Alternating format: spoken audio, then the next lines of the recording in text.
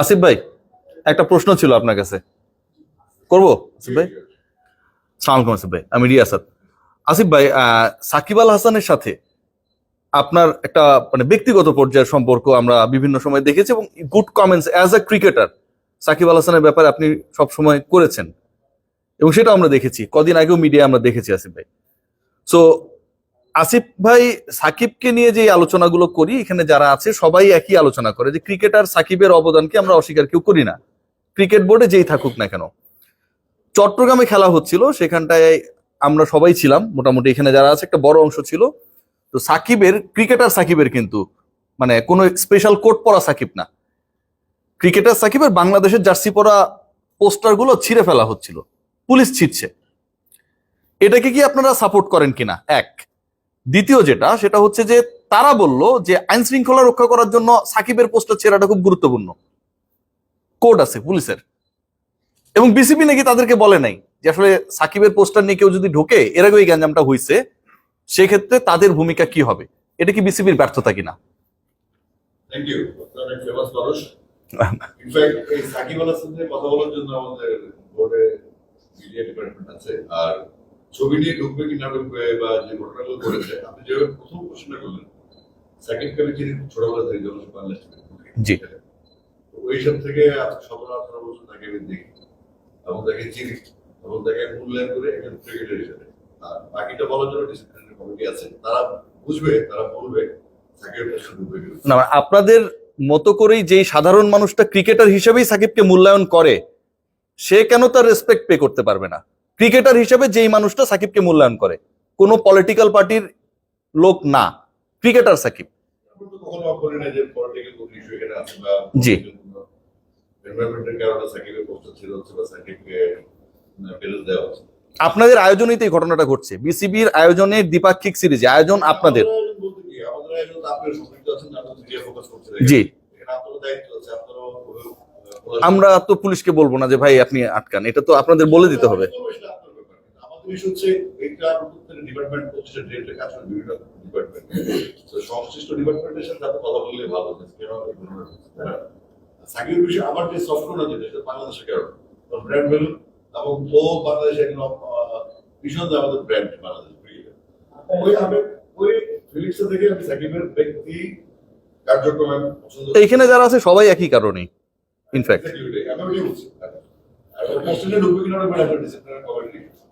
আমজাদ ভাই, আপনার কাছে একটা প্রশ্ন আছে। আপনি একটু আগে বলছিলেন যে মানে পারফরমেন্স গুরুত্বপূর্ণ, যখন ওই যে আয়ারল্যান্ড সিরিজের পরে আশরাফুল থাকবে কি থাকবে না এরকম একটা কথা বলা হচ্ছিল, এবং কিছুক্ষণ আগেই পাইলট ভাই বলেছে যে তখন আমরা আন্ডারডগ ছিলাম যখন আশরাফুল বড় ইনিংস খেলেছে, তারপর আমরা যখন হটডগ হলাম, এখন বাংলাদেশ খুব একটা ভালো খেলছে না। সো আপনারা যদি আশরাফুলের পারফরমেন্স দেখেন যে আয়ারল্যান্ড সিরিজের পরে রাখবেন কি রাখবেন না, তাহলে মোহাম্মদ সালাউদ্দিনের পারফরমেন্সটা আপনারা দেখছেন না কেন? গত এক বছরে তো বাংলাদেশ দারুণ ক্রিকেট খেলছে ব্যাটিং ওয়াইজ। আমাদের এই মুহূর্তে আইডেন্টিফাই করা হয়েছে যে আমাদের কোথায় এডিশনাল সাপোর্ট দরকার আমাদের টিমে, তো সেটা বিবেচনা করে আমাদের মনে হয়েছে আমাদের ব্যাটিং এর ক্ষেত্রে এক্সট্রা সাপোর্ট দরকার এবং ব্যাটিং করতে হবে টিমের সাথে। এই করতে তো আয়ারল্যান্ড সিরিজটা যেহেতু এই সিদ্ধান্ত এসেছে, এরপরে আবার নেক্সট ওয়ার্ল্ড কাপে। এর আগে ব্যাটিং এর দায়িত্বে কে ছিলেন একটু যদি অফিসিয়ালি বলেন? এর আগে ব্যাটিং এর দায়িত্ব officially something like head coach ওনার ব্যাটিং। তার মানে আপনারা মনে করছেন তিনি তার he needs auxiliary support, right? Riasat আজিমের 99% নিউজ নাকি ভুল হয় আশরাফুলকে নিয়ে, এবং সালাউদ্দিনকে কেন্দ্র করে গত কদিনে আমি যে নিউজগুলো করেছি, গত 7-8 দিনের সবচেয়ে বড় এক্সক্লুসিভ নিউজ ছিল যে আশরাফুল বাংলাদেশ জাতীয় দলের ব্যাটিং কনসালটেন্ট, কোচ বা ব্যাটারদের দায়িত্ব নিতে যাচ্ছেন। এবং শেষ পর্যন্ত আজকে বাংলাদেশ ক্রিকেট বোর্ডের বোর্ড সভায় অফিসিয়ালি অ্যানাউন্সড হয়েছে, বোর্ড সভা শেষে অ্যানাউন্সমেন্ট দেওয়া হয়েছে যে আয়ারল্যান্ড সিরিজে বাংলাদেশ দলের সাথে কাজ করবেন মোহাম্মদ আশরাফুল। বাংলাদেশের ব্যাটিং মায়েস্ত্রো, বাংলাদেশের গ্রেট ক্রিকেটার যদি আমরা বিবেচনা করি, যারা খেলছেন না, সাকিব আল হাসান, তামিম ইকবাল, আশরাফুল, মুশফিকুর খেলছেন, রাইট? সো এই হিসাবটা করলে আপনি সাকিব এবং তামিমের সেই অপশনস নেই, ইচ্ছাও নেই এই মুহূর্তে কোনোভাবে কোচিং রোলে তারা আসবেন এমনটা। কিন্তু মোহাম্মদ আশরাফুল তিনি লেভেল 3 করেছেন, কোচ হবার জন্য একটা প্রসেসের মধ্যে তিনি যাচ্ছেন, তিনি এনসিএল এ কোচিং করাচ্ছেন, এবং ফাইনালি জাতীয় দলে মোহাম্মদ আশরাফুলকে যে অ্যাড করা যেতে পারে সেই ব্যাপারটা নিয়ে যখন আওয়াজ তোলা হয়েছিল, অনেকেই বলেছিলেন নিউজটা ভুয়া। মোহাম্মদ সালাউদ্দিন যেভাবে বাংলাদেশ দলের পারফরমেন্সকে নিম্নমুখী করেছে, বাংলাদেশ দলের পারফরমেন্স নিয়ে যেভাবে ছেলে খেলা করেছে, 50 ওভারের ওয়ানডেতে বাংলাদেশ 30 ওভার খেলতে পারে না, 100 রান করতে পারে না, একজন ক্রিকেটার রান করতে পারে না, তাকে ক্যাপ্টেন বানিয়ে দেয়া, এই যে ঘটনাগুলো ঘটেছে মাসের পর মাস ধরে ঘটেছে, কোরামবাজি ঘটেছে, সিন্ডিকেটবাজি ঘটেছে, এবং এগুলোর ফলশ্রুতিতে বাংলাদেশ দল ডুবেছে। বাংলাদেশের পারফরমেন্সটা এতটাই খারাপ ছিল যে বাংলাদেশ এখন ওয়ানডে র্যাঙ্কিং এ নাম্বার 10।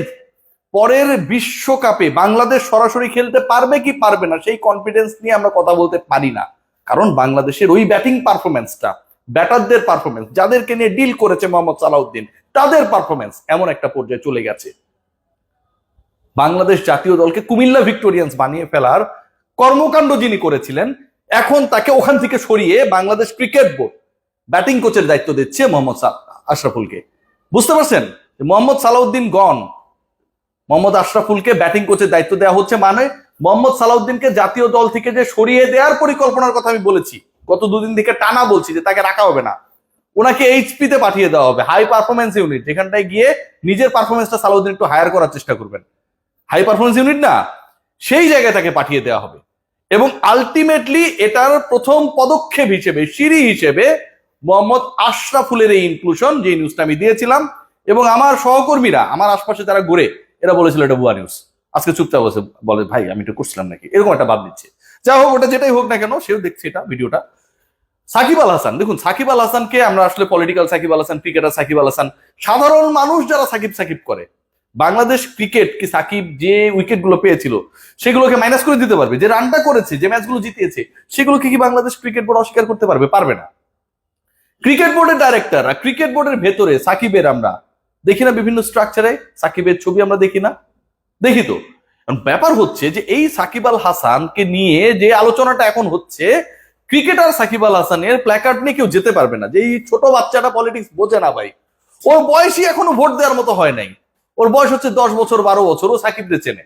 এখন ও সাকিব ভাইকে সাপোর্ট করার জন্য বা সাকিব ভাইকে মিস করতেছে, সে গ্যালারির মধ্যে নিয়ে গেছে তার ছবি, আর আমার পুলিশ ভাই এসে সেটা ছিঁড়ে দিচ্ছে। আমি পুলিশকেও ছোট করছি না, প্রপার একটা গাইডেন্স যদি বাংলাদেশ ক্রিকেট বোর্ডের পক্ষ থেকে থাকে যে ক্রিকেটার সাকিব কোনো বিশেষ কোট পরা সাকিব না, পলিটিক্যাল সাকিব না, রাজনীতিক সাকিব না, কোনো ব্র্যান্ডের অ্যাম্বাসেডর সাকিব না, সেই সাকিবের ব্যাপারে বাংলাদেশ ক্রিকেট বোর্ড একটা প্রপার গাইডলাইন দিয়ে দেবে।